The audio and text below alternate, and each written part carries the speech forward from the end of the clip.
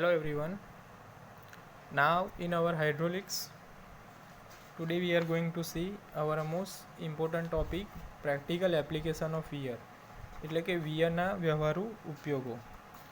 So before we going to see our most topic, in a previous video we showed that our most important chapter, notch and wear. So સૌથી પહેલાં notch કોને કહેવાય અને wear કોને કહેવાય. તો introduction આપણે જોયું હતું. આપણે આગળ ભણી ગયા હતા કે કોઈ પાણી ભરેલી ટાંકીમાં એક છેડે છિદ્રમાંથી વહેતો પ્રવાહ, એટલે છિદ્ર એટલે ઓરિફિસ, કેટલો હશે તેની ગણતરી આપણે જોઈ હતી. તો નોચ પણ એવી જ રીતે એક ટાંકીની દિવાલમાં રાખેલું એક છિદ્ર છે, ઓપનિંગ છે, તેમાંથી પ્રવાહી વહે છે, પરંતુ અપસ્ટ્રીમ બાજુ પ્રવાહીની સપાટી નોચની ઉપલી ધાર કરતાં નીચી હોય છે. આથી નોચની ઉપલી ધારથી પ્રવાહી વહી શકે નહીં, કારણ કે પ્રવાહીની સપાટી જ નીચલા સ્તરે છે. આથી નોચની ઉપલી ધારનો કોઈ મહત્ત્વનો ઉપયોગ નથી, જે નીચેની આકૃતિ પરથી સ્પષ્ટ થશે. તો નોચની નીચલી ધારને સીલ કહેવાય. બરાબર છે. જો નોચની નીચલી ધાર હશે એને સીલ કહેવાય. અને નોચનો ઉપયોગ પ્રવાહીનો ડિસ્ચાર્જ શોધવા માટે થાય છે. જ્યારે વિયર એ નદી, ખાડી, કોટર, નહેર અથવા કોઈપણ વહેણને પ્રવાહ રોકવા માટે પ્રવાહની આડે કૃત્રિમ દિવાલ બાંધવામાં આવે છે, જે મોટે ભાગે ઈંટ અને રબરના ચણતરની અથવા તો સિમેન્ટ કોન્ક્રીટના બનાવેલ હોય છે. બરાબર. વિયર શું છે કે કોઈ બી નદી, ખાડી અથવા કોટર અને નહેર, ત્યાં એક કૃત્રિમ દિવાલ બાંધવામાં આવે છે. શેના માટે? પ્રવાહને રોકવા માટે. એ શેની બનેલી હોય છે? મોટે ભાગે ઈંટ અને રબરના ચણતરની અથવા તો સિમેન્ટ કોન્ક્રીટની બનાવેલ હોય છે. નોચની તુલનામાં વિયરની ઉપલી સપાટી ઘણી પહોળી હોય છે. બરાબર. આપણી નોચની સરખામણીમાં વિયરની ઉપલી સપાટી પહોળી હોય છે, જેથી તેના પરથી પસાર થતી વિપુલ જળાશયને માપી શકાય. બરાબર છે. વોટર ફ્લો થાય છે એને આપણે માપી શકીએ છીએ. નદી પર બંધાતા સંગ્રાહક બંધ, એટલે કે નદી પર આપણે શું બાંધ્યું? સ્ટોરેજ ડેમ પર વધારાના પાણીનો નિકાલ કરવા માટે સ્પીલવે મૂકવામાં આવે છે. બરાબર. સ્પીલવે મૂકવામાં આવે છે, જેથી બંધની સલામતી પૂરના પાણીની આવક સાથે જોખમાય નહીં. બરાબર છે. તો નોચ અને વિયરનો મુખ્ય તફાવત એટલો જ કહેવાય કે નોચ એ નાની સાઇઝની ધાતુની પ્લેટનો બનાવેલો હોય છે, જ્યારે વિયર ચણતર અથવા સિમેન્ટ કોન્ક્રીટનો બનાવેલો હોય છે. પરંતુ બંનેનો ઉપયોગ તો પ્રવાહ માપવા માટે જ થાય છે. બરાબર છે. આ થયો ડિફરન્ટ, નોચ અને વિયર. તો શું છે તફાવત? કે નોચ એ નાની સાઇઝનો ધાતુની પ્લેટનો બનાવેલો હોય છે, જ્યારે વિયર ચણતર અથવા તો સિમેન્ટ કોન્ક્રીટનો બનાવેલો હોય છે. બરાબર છે. પરંતુ બંનેનો ઉપયોગ તો પ્રવાહ માપવા માટે જ થાય છે. બરાબર. ત્યારબાદ જોયું હતું ટાઈપ ઓફ નોચ અને વિયર, કે નોચના પ્રકાર અને વિયરના પ્રકાર. Type of notch and type of weir. તો નોચના પ્રકાર આપણે જોઈશું. Type of notch. આકાર પ્રમાણે નોચના પ્રકાર નીચે પ્રમાણે ગણી શકાય. આકાર પ્રમાણે નોચના પ્રકાર લંબચોરસ, ત્રિકોણાકાર, ટ્રોપેઝોઇડલ અને સ્ટેપ નોચ. માપના અસર પ્રમાણે નોચના છેડા પાસે સંકોચન સાથે અને છેડા પાસે સંકોચન વગરના. Effect of end contraction without effect of end contraction. Then types of weir. So there are different type of weir. આકાર મુજબ લંબચોરસ અને સિપોલિટી. ડિસ્ચાર્જ પ્રમાણે કોમન અને સેકન્ડ રાઉન્ડેડ વિયર. ક્રેસ્ટની પહોળાઈના આધારે નેરો ક્રેસ્ટેડ, બ્રોડ ક્રેસ્ટેડ, અને ક્રેસ્ટની વર્તણૂકના આધારે શાર્પ ક્રેસ્ટ અને બ્રોડ ક્રેસ્ટ વિયર. ત્યારબાદ જોયું હતું ડિસ્ચાર્જ થ્રુ રેક્ટેન્ગ્યુલર નોચ. એના માટે ઇક્વેશન છે Q=2/3 CD into B √5G H⁻³ અને એક્ઝામ્પલ જોયા હતા. દેન ત્રિકોણાકાર નોચ અથવા વી નોચમાંથી પસાર થતો પ્રવાહ, એના માટે ઇક્વેશન છે Q=1.417 H⁻5/2. નેક્સ્ટ, લંબચોરસ નોચના સંદર્ભમાં ત્રિકોણાકાર નોચના ફાયદા. તો ત્રિકોણાકાર નોચ વાપરવાથી નીચે પ્રમાણે લાભ થાય છે કે પ્રવાહની માપણી માટે ફક્ત એક જ વાંચનાંક h માટે લેવું પડે.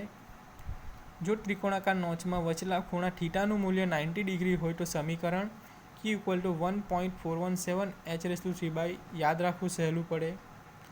ત્રિકોણાકાર નોચ ઓછા પ્રવાહ માટે ચોકસાઈપૂર્વકના પરિણામ લંબચોરસ નોચના સંદર્ભમાં આપે. વિવિધ પ્રકાર અને રેન્જ ધરાવતા પ્રવાહ માટે ત્રિકોણાકાર નોચ ચોકસાઈપૂર્વકના પરિણામ આપે છે. બરાબર છે. તો આ થયું advantage of triangle notch over a rectangular notch. બરાબર. ત્યારબાદ trapezoidal notch, step notch, then discharge over a weir કે વિયર પરથી પસાર થતો પ્રવાહ. બરાબર. તો લંબચોરસ વિયર પરથી પસાર થતો પ્રવાહ એનું equation 2/3 Q = 2/3 CDL √2g h/3/2. Then Cipolletti weir Q = 1.84 L × h/3/2. Then Francis સૂત્ર ઇક્વેશન છે Q = 1.84 L - 0.1 N × h/3/2. Now next is practical application of weir. તો સિવિલ ઇજનેરી ક્ષેત્રે સિંચાઈ માટે બંધાતા સંગ્રાહક ડેમ અને વિયર તથા બેરેજ, કુદરતી ગરનાળા, ખીણ, કોટર, નદી પર બંધાતા પુલમાં રાખવામાં આવતા ઓપનિંગ તેમજ સાયપન સ્પિલવે માટે થાય છે. હાઇડ્રોલિક વિષયને અનુરૂપ વિયર, ઊંચી ક્રેસ્ટવાળો અને બેરેજ. બરાબર. So there are 2 types of weir, raised weir અને બેરેજ. કે સિવિલ એન્જિનિયરિંગ ક્ષેત્રે સિંચાઈ માટે બંધાતા સંગ્રાહક ડેમ અને વિયર અથવા તો બેરેજ, કુદરતી ગરનાળા, ખીણ, કોટર, નદી પર બંધાતા પુલમાં રાખવામાં આવતા ઓપનિંગ તેમજ સાયફન સ્પિલવે માટે થાય છે. હાઇડ્રોલિક વિષયને અનુરૂપ વિયર. બરાબર. તો કયું છે? ઊંચી ક્રેસ્ટવાળો. Than barrage. ઊંચી ક્રેસ્ટવાળો વિયર કે રેઝ્ડ વિયર કે નદીના પટની પાણીની સપાટી ઊંચી લાવવા માટે વપરાતો આ વિયર રબર મેસનરી અથવા તો સિમેન્ટ કોન્ક્રીટનો મધ્યમ ઊંચાઈ 3 મીટરથી 6 મીટર સુધીનો બનાવેલો હોય છે, જેના ઉપરથી પાણીનો પ્રવાહ વહી શકે. કેટલીક વાર નહેરમાં વહેતા પાણીની સપાટી ઊંચી લાવી પ્રવાહનું નિયંત્રણ કરવા માટે પણ આનો ઉપયોગ થાય છે. ચોમાસામાં આવતા પૂરના સમયે તે ડૂબેલા વિયર તરીકે વર્તે છે. ઊંચી ક્રેસ્ટવાળો વિયર. બરાબર છે કે નદી પટની પાણીની સપાટી ઊંચી લાવવા માટે વપરાતો આ વિયર રબર મેસનરી અથવા તો સિમેન્ટ કોન્ક્રીટનો મધ્યમ ઊંચાઈ સુધીનો બનાવેલો હોય છે, જેના ઉપરથી પાણીનો પ્રવાહ વહી શકે છે. કેટલીક વાર નહેરમાં વહેતા પાણીની સપાટી ઊંચી લાવી પ્રવાહનું નિયંત્રણ કરવા માટે પણ આનો ઉપયોગ થાય છે. ચોમાસામાં આવતા પૂર સમયે તે ડૂબેલા વિયર તરીકે વર્તે છે. આકૃતિ દર્શાવી છે. રેઝ્ડ વિયર. બેરેજ. તો વિશાળ પટ ધરાવતી અને છિદ્રાળુ સ્ટ્રેટા ધરાવતી નદી પર બાંધવામાં અનુકૂળ આવે.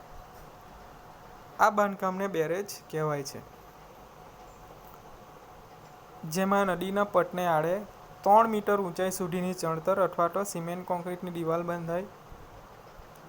તેના પર ગેટની મદદથી નદીના સામાન્ય વહેણના પાણીની સપાટી ઊંચી કરીને નહેરમાં વાળી શકાય. આ માટે વધુ અનુકૂળ જગ્યાઓ જ્યાં નદી પાર કરવા માટે પુલના બાંધકામ કરવાની આવશ્યકતા ઊભી થાય, ત્યાં એક સાથે બે ફાયદા મેળવી શકાય. ઉદાહરણ તરીકે સાબર નદી પર બંધાયેલો વાસણા બેરેજ. બરાબર છે. ફિગર દર્શાવી છે. Detail of barrage. તો first top person abutment as water weir wall with gate flow of river. Now next siphon spillway. આકૃતિમાં દર્શાવ્યા મુજબ અપસ્ટ્રીમમાં રહેલી પાણીની સપાટી વિયર પર મૂકેલી સાયફન અથવા તો ડક્ટ તરીકે પાણીનો નિકાલ કરે છે. બરાબર, ફિગર દર્શાવે છે સાયફોન સ્પિલવે.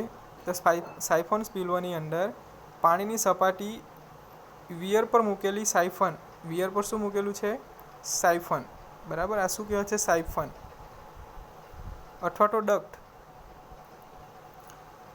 તરીકે પાણીનો નિકાલ કરે છે. સાયફનનું લાગતું શીર્ષ જ્યાં સાયફનની શરૂઆત થાય છે અને ડાઉનસ્ટ્રીમમાં પાણીની સપાટીના તફાવત જેટલું હોય છે, આથી વધારે ડિસ્ચાર્જ મળી શકે.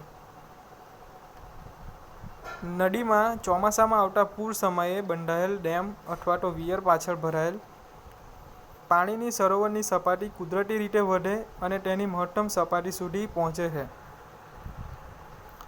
હવે જો પાણીની આવક ચાલુ જ રહે તો ડેમ અથવા તો વિયરની સલામતી જોખમાય. આવા સમયે વધારાના પાણીના નિકાલ માટે દરેક ડેમ અથવા તો વિયરમાં સ્પિલવેની જોગવાઈ અનિવાર્ય રીતે રાખવી પડે. હવે અપસ્ટ્રીમ બાજુ પણ પાણીની સપાટી સ્પિલવેની અંદરની ક્રેસ કરતાં વધે એટલે કે પાણી સાયફન મારફત ઉપરથી નીચે તરફ વહેવા માંડે. આથી આમ થવાથી હવા બહાર નીકળે છે. કેટલીકવાર એમાં બાકોરા પણ રખાય.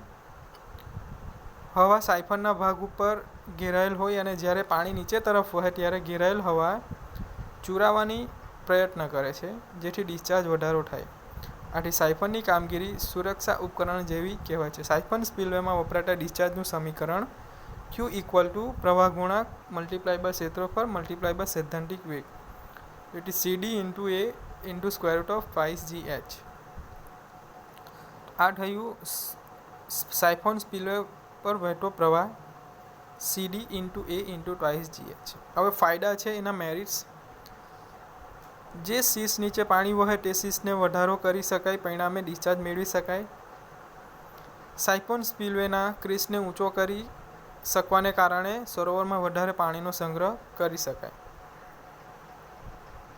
ના ઉપગમન વેગ વેલોસિટી ઓફ અપ્રોચ, કે જ્યારે નદી અથવા તો નહેરનું પાણી નોચ અથવા વિયર પાસે આવે ત્યારે નોચ અથવા વિયર ઉપરથી પસાર થતા પ્રવાહના વેગને ઉપગમન વેગ વેલોસિટી ઓફ અપ્રોચ કહેવાય. જો ઉપરવાસમાં પાણીનો વેગ VA હોય તો તેને કારણે શીર્ષમાં VA² / 2g જેટલો વધારો થાય છે.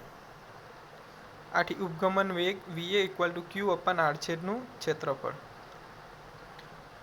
અને ઉપગમન વેગને કારણે શીર્ષ હેડ HA = VA² / 2g. સામાન્ય રીતે ઉપગમન વેગને કારણે શીર્ષ HAનું મૂલ્ય ઘણું ઓછું હોય તો તેને અવગણી શકાય, પરંતુ જો તેને ગણતરીમાં લેવાનું હોય તો ડિસ્ચાર્જના સૂત્રમાં ફેરફાર થાય. Q = HA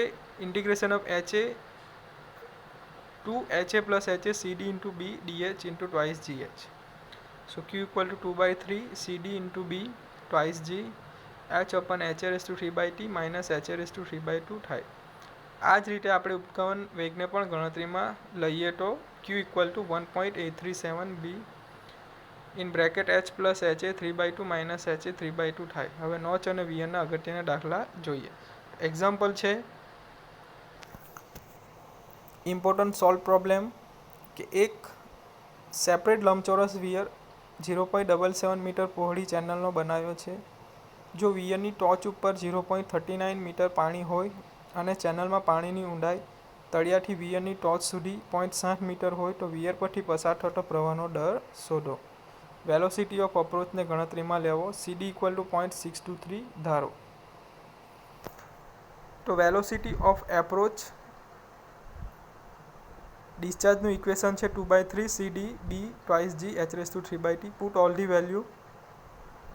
2/3 CD ની value 0.623, B 0.77, √2 × 9.1 × H 0.39 × 3/2. So it is 0.3450 m3/s. હવે velocity of approach Q/A 0.3450 divided by 0.7623, so it is 0.4526. ચેનલનું ક્ષેત્રફળ 0.77 multiplied by 0.60 plus 0.39, so 0.77 multiplied by 99, so it is 0.7623 square meter. So RT HA equal to VA square by twice G, 0.4526 divided by 2 into 9.81, so it is 0.0104, and Q equal to 2 by 3 CD into B twice G H plus H raised to 3 by T minus H raised to 3 by 2, so Q equal to 0.36 metre cube પર second. બરાબર, આ રીતે આપણે discharge find કરી શકીએ by using discharge equation.